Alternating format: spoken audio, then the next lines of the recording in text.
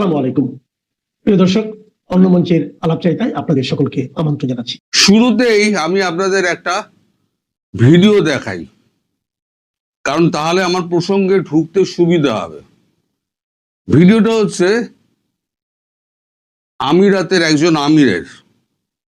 তিনি কি বলছেন আগে সেটা শুনুন।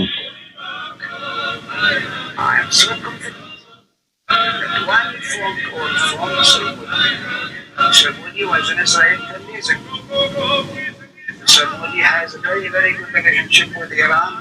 It's the biggest buyer of Iran's oil. Very simple. Very simple. I'm not saying secrets. Very simple. One phone call from Mr. Modi will solve the problem. And I rely too much on the Indian leadership. এবার এই খবরের সঙ্গে যোগাযোগ আছে এমন একটা খবর আপনাদের পড়ে শোনাই। আপনারা সবাই জানেন হরমুজ স্নানের এটাকে বন্ধ করার জন্য, রাস্তা বন্ধ করার জন্য ট্রাম্প অবরোধের হুঁশিয়ারি দিয়েছে, রণতরী দিয়ে বন্ধ করে দেবেন, এবং পাল্টা ইরান হুমকি দিয়েছে। তার মানে যুদ্ধের মাত্রা আরো তীব্র হবে। আর এইখানে ট্রাম্প বলেছে যারা এখান থেকে বাণিজ্যিক তেল নিয়ে যারা যাবে তাদেরকে আমরা মারব। এখন বাণিজ্যিক তেল নিয়ে সব বিভিন্ন দেশ যায়, শুধু তো ভারত যায় না, ইউরোপের দেশও যায়, ইউকেও যায়, তারপর আরো যে সমস্ত অন্যান্য দেশগুলো সেখানেও যায়। তাহলে এই যে কোনো একটা বাণিজ্যিক জাহাজের ওপরে যদি উনি আক্রমণ করেন, তার প্রতিক্রিয়াটা কি হবে সেটা কি মালিক একবার ভেবে দেখেছেন? মালিক ভাবেননি। এবার আমি যে ভিডিওটা দেখালাম তার একটা তাৎপর্যপূর্ণ, এটা আজ একটা খবর বেরিয়েছে, আমির শাহী ও ইরানকে বৈঠকে বসাতে চায় দিল্লি।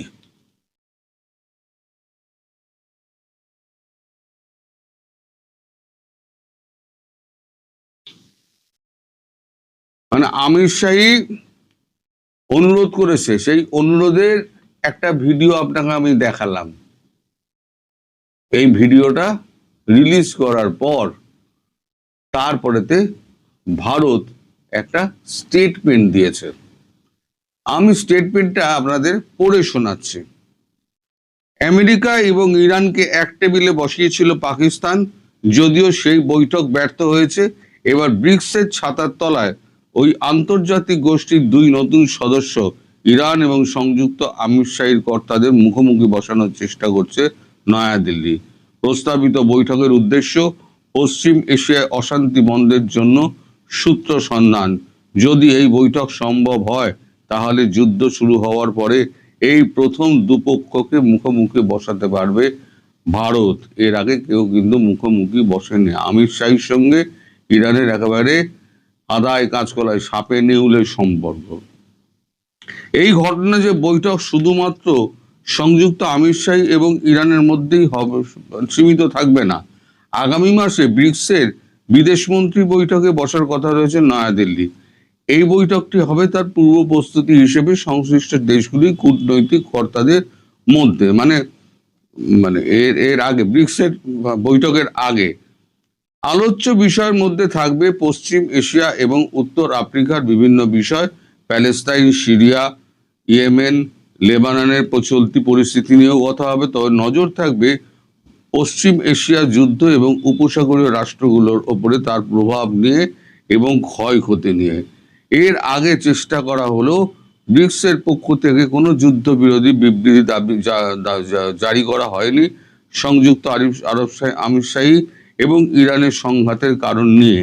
ব্রিক্সের জন্য সদস্য সৌদি আরবও বাগড়া দিয়েছিল যৌথ বিবৃতি প্রকাশে।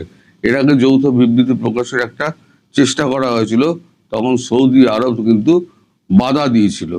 কূটনৈতিক সূত্রের খবর, ভারতের কৌশলগত মিত্র এবং ব্রিক্সের সদস্য মিশর আগামী আসন্ন বৈঠকগুলিতে সুষ্ঠুভাবে করার জন্য নয়াদিল্লির পাশে থাকবে বলে ইঙ্গিত দিয়েছে। ইরান বেশ কয়েক সপ্তাহ ধরেই ভারতের উপরে চাপ তৈরি করছে ব্রিক্সের সভাপতি রাষ্ট্র হিসেবে আমেরিকা ইসরায়েলের একতরফা হামলার নিন্দা করে আনুষ্ঠানিক বিবৃতি দিতে। সদস্য রাষ্ট্রগুলির সঙ্গে চলছে ধারাবাহিকভাবে আলোচনা চলছে নয়াদিল্লি। দিনরাত কাজ করে চলেছেন জয়শঙ্করজি এবং প্রধানমন্ত্রী নরেন্দ্র মোদী। ইসলামাবাদ মধ্যস্থতায় ভূমিকা নেওয়ার পর ভারতেরও গতি বেড়েছে এ ব্যাপারে সদর্থক ভূমিকা নেওয়ার।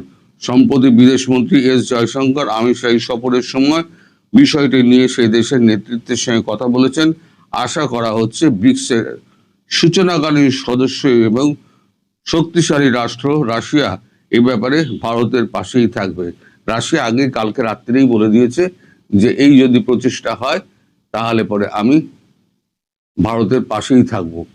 এই যে বিবৃতিটা সংযুক্ত আমির শাহীর, সম্ভবত উনি বিদেশমন্ত্রী, আমার নামটাও মনে নেই, আমি একবার আপনাকে ভিডিওটা দেখাচ্ছি। I am so confident that one phone call from Mr. Modi was in Israel 10 years ago. Mr. Modi has a very, very good relationship with Iran. He's the biggest buyer of Iran's oil. Very simple. Very simple. I'm not saying any secrets. Very simple. One phone call from Mr. Modi will solve the problem. And I rely too much on the Indian leadership. তার মানে ভারতের ওপরে বিভিন্ন দেশগুলোর কতটা আস্থা, এটাই তা প্রমাণ করে। যে আমি প্রথমেই বলেছিলাম একমাত্র ভারত এবং একমাত্র ভারত পারে এই ভয়ঙ্কর যুদ্ধ থামাতে। কারণ ইউরোপের দেশগুলো কিন্তু আমেরিকার পাশ থেকে সরে গেছে, কেউ আমেরিকার পাশে নেই। ন্যাটো প্রায় ভাঙার জায়গায় চলে এসছে, যার জন্য অত্যন্ত খুশি হচ্ছে ভ্লাদিমির পুতিন। কারণ ইউএসএসআর ভাঙার পর রাশিয়াকে দমিয়ে রাখার জন্য ওই ন্যাটো তৈরি করা হয়েছিল। ন্যাটোর আমেরিকার প্রেসিডেন্ট ডোনাল্ড ট্রাম্প এখন ন্যাটোর মানে খরচাপাতি নিয়ে প্রশ্ন তোলায় উনি বলেছেন আমি এত টাকা দেব না, ন্যাটো গোল্লায় যাক, আমার কোনো কাজে লাগে না। তাহলে পরে এখন ন্যাটোর যে এত বিপুল খরচ, সেই খরচ কিন্তু সামলানো মুশকিল। তাহলে ন্যাটো যদি ভেঙে যায় তাহলে রাশিয়ার যে মাথা ব্যথা ইউক্রেন নিয়ে, ইউক্রেনের দোরগোড়ায় তো ন্যাটোকে নিয়ে আসার চেষ্টা করেছিলেন এই আমাদের বাইডেন, তার জন্য বিলিয়নস অফ ডলার খরচা করেছিলেন, কিন্তু ইউক্রেনটা ধ্বংস হয়ে গেল। অর্ধেকের প্রায় 75% ইউক্রেন দখল করে নিয়েছে রাশিয়া এবং বলেছে আমি যেখানে দখল করেছি আর ছাড়বো না। ইউক্রেন গোটাটাই রাশিয়াকে গিলে নেবে বাকিটুকু। এইবারে তো মানে জেলেনস্কির পালানোর সময় হয়ে গেছে। এখন যখন ইউক্রেন একটাই ন্যাটো ভেঙে যাওয়ার মতো অবস্থায় এসছে, ইউক্রেন যখন শেষ হওয়ার জায়গায় এসছে, তখন রাশিয়া নিশ্চিন্ত হয়েছে এইবারেতে এই ঝামেলাটায় ইরান এবং আমেরিকা আর ইসরায়েলের এই ঝামেলাটা মেটানোর জন্য প্রয়োজনীয় পদক্ষেপ করা দরকার। তাই গতকালকে রাশিয়ার প্রেসিডেন্ট ভ্লাদিমির পুতিন ফোনে কথা বলেছেন নরেন্দ্র মোদীর সঙ্গে। তার আগে এই যে ভিডিও, এই ভিডিও নিশ্চয়ই রাশিয়ার কাছে গেছে এবং নরেন্দ্র মোদীর কাছে তো এসছেই, নইলে পরে আমরা পেলাম কেউ নরেন্দ্র মোদীর এক্স হ্যান্ডেল থেকে আমরা এই ভিডিওটা পেয়েছি। এখন আমি যে বারবার বলি না যে ভারতবর্ষ এমন একটা উচ্চতায় নিজেকে নিয়ে গিয়েছে যেখানে অন্যান্য দেশগুলো তাকে বিশ্বাস করে, আস্থার মধ্যে রাখে যে ভারতবর্ষ একটা বন্ধু রাষ্ট্র হিসেবে যদি পাশে দাঁড়ায় তাহলে পরে কোনো দিনও সে বিট্রে করবে না। যেখানে যত গন্ডগোল হোক এসে কিন্তু আশ্রয় নেবে ভারতেই। কারণ ভারত, আমি বারবার বলেছি, ভারত আশ্রিতকে কখনো কিন্তু শত্রুর হাতে তুলে দেয় না, কখনো না, ইতিহাসে হয়নি।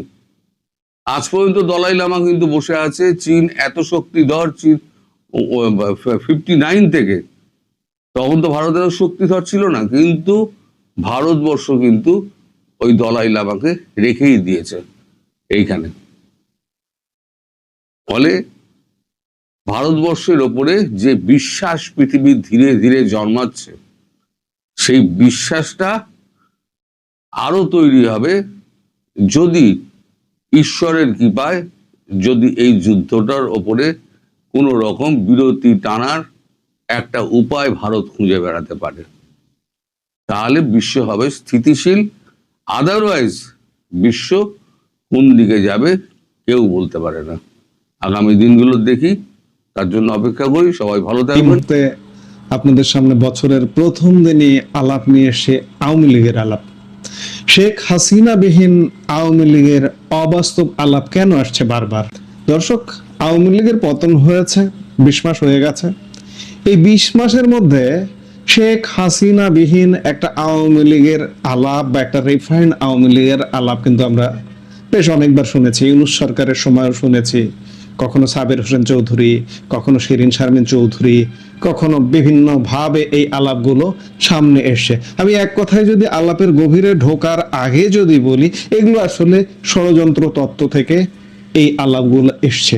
কারণ এই মুহূর্তে আজকের বাংলাদেশে শেখ হাসিনা যতক্ষণ জীবিত আছেন ততক্ষণ শেখ হাসিনা বিহীন আওয়ামী লীগ একটা অবাস্তব পরিকল্পনা, অবাস্তব ষড়যন্ত্র। এটা ষড়যন্ত্র তত্ত্ব। আসলে কি এটা কি সম্ভব? এই আলোচনায় বারবার উঠে আসছে সাবের হোসেন চৌধুরী কিংবা ডক্টর শিরিন শারমিন চৌধুরীর নাম।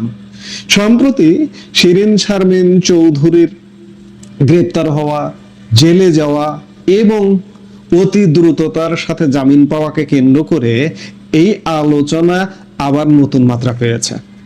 অনেকে একে দেখছেন এটি একটি বড় সংকেত হিসেবে, কিন্তু প্রশ্ন হলো আসলেই কি শেখ হাসিনাকে বাদ দিয়ে আওয়ামী লীগের অস্তিত্ব রক্ষা সম্ভব, নাকি এটি স্রেফ একটি রাজনৈতিক অলীক কল্পনা? আমরা যদি বর্তমান পরিস্থিতির দিকে তাকাই তবে দেখব একটি পক্ষ গত প্রায় 2 বছর ধরে সাবের হোসেন চৌধুরী বা শিরিন শারমিন চৌধুরীর নেতৃত্বে আওয়ামী লীগকে নতুন করে সাজানোর আলাপ তুলছে। তাদের যুক্তি হলো আন্তর্জাতিক ও অভ্যন্তরীণ চাপ সামলাতে একটি পরিমার্জিত নেতৃত্ব প্রয়োজন। শিরিন শারমিন চৌধুরীর সাম্প্রতিক জামিন সেই ধারণাকে আরো উস্কে দিয়েছে। রাজনৈতিক বিশ্লেষকদের কেউ কেউ ইঙ্গিত দিচ্ছেন পর্দার আড়ালে হয়তো নতুন কোনো ছক কষা হচ্ছে। কিন্তু এখানে একটি বড় কিন্তু থেকে যায়। যারা এই রিফাইন্ড আওয়ামী লীগের স্বপ্ন দেখছেন তারা কি বাস্তবতাকে ভুলে যাচ্ছেন? ইতিহাস এবং বর্তমানের প্রেক্ষাপট বিশ্লেষণ করলে দেখা যায় এই ভাবনাটির ভিত্তি বেশ দুর্বল। কেন? কারণ আওয়ামী লীগের তৃণমূল থেকে কেন্দ্র পর্যন্ত যে সাংগঠনিক কাঠামো তা আজও এক ব্যক্তি কেন্দ্রিক আবর্তে ঘুরপাক খাচ্ছে, আর সেই ব্যক্তিটা হচ্ছেন শেখ হাসিনা। অনেকে আজকের পরিস্থিতির সাথে 1975 সালের 15ই আগস্টের তুলনা করেন, কিন্তু আজকের আওয়ামী লীগ আর 75-এর আওয়ামী লীগের মধ্যে রয়েছে আকাশ পাতাল পার্থক্য। 75-এ জাতির পিতা বঙ্গবন্ধু শেখ মুজিবুর রহমানকে সপরিবারে নৃশংসভাবে হত্যা করা হয়েছিল। সেই ভয়াবহ ট্র্যাজেডির পর নেতৃত্বহীনতায় ভুগে আওয়ামী লীগ কয়েক ভাগে বিভক্ত হয়ে পড়েছিল। মিজানুর রহমান চৌধুরী, মালেক উকিল বা জোহরা তাজউদ্দিনের নেতৃত্বে দল তখন খণ্ড বিখণ্ড হয়েছিল। নেতৃত্বের সেই শূন্যতায় আওয়ামী লীগকে তখন দুর্বল করে দিয়েছিল। কিন্তু 2024 বা 2025-এর প্রেক্ষাপট সম্পূর্ণ ভিন্ন। এবার শেখ হাসিনা বেঁচে আছেন, দলগতভাবে আওয়ামী লীগ এখনো সাংগঠনিকভাবে বিচ্ছিন্ন হয়ে যায়নি। 75-এ বঙ্গবন্ধু সপরিবারে নিহত হওয়ায় যে নেতৃত্ব শূন্যতা তৈরি হয়েছিল এবার তেমনটা ঘটেনি।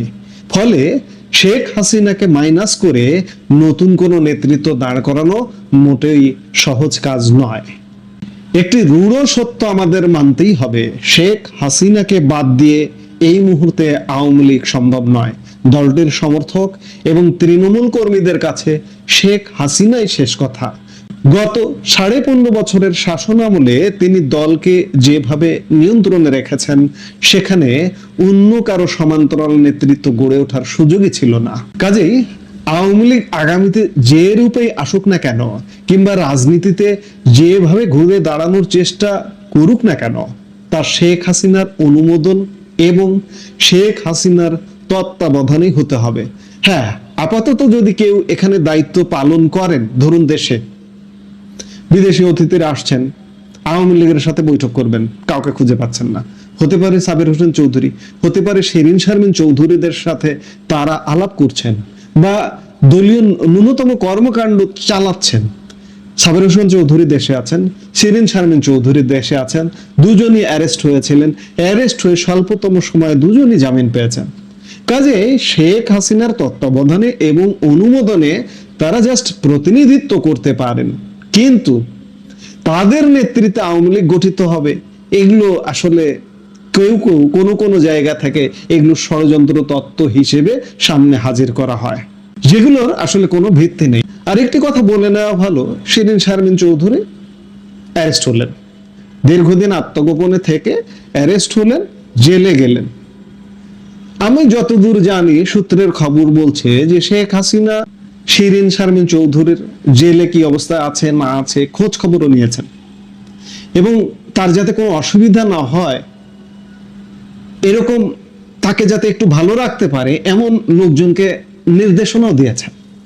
অর্থাৎ শিরিন শারমিন চৌধুরী কিন্তু শেখ হাসিনার তত্ত্বাবধানে আছেন, এমনকি সাবের হোসেন চৌধুরীও কিন্তু শেখ হাসিনার তত্ত্বাবধানে আছেন। কেউ যদি অলিক স্বপ্ন দেখেন বা স্বপ্ন সামনে আনেন বা স্বপ্ন বোনেন যে তাদের দিয়ে আলাদা আওয়ামী লীগ তৈরি হবে, এটি আসলে সম্পূর্ণ অসম্ভব।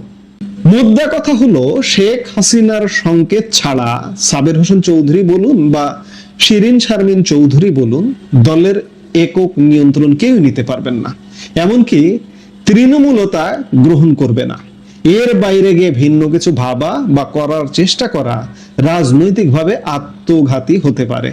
এটাই বর্তমান বাংলাদেশের অমোঘ রাজনীতির সত্য, এবং আওয়ামী লীগের জন্য এর চেয়ে বড় সত্য আর কিছু নেই।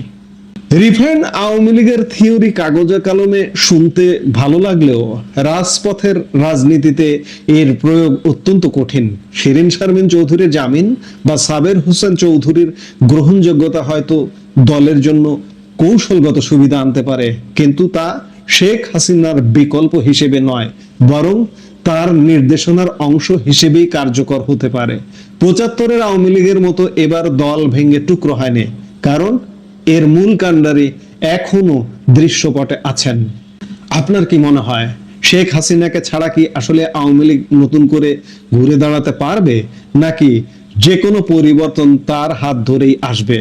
আমাদের কমেন্ট বক্সে আপনার মতামত জানান।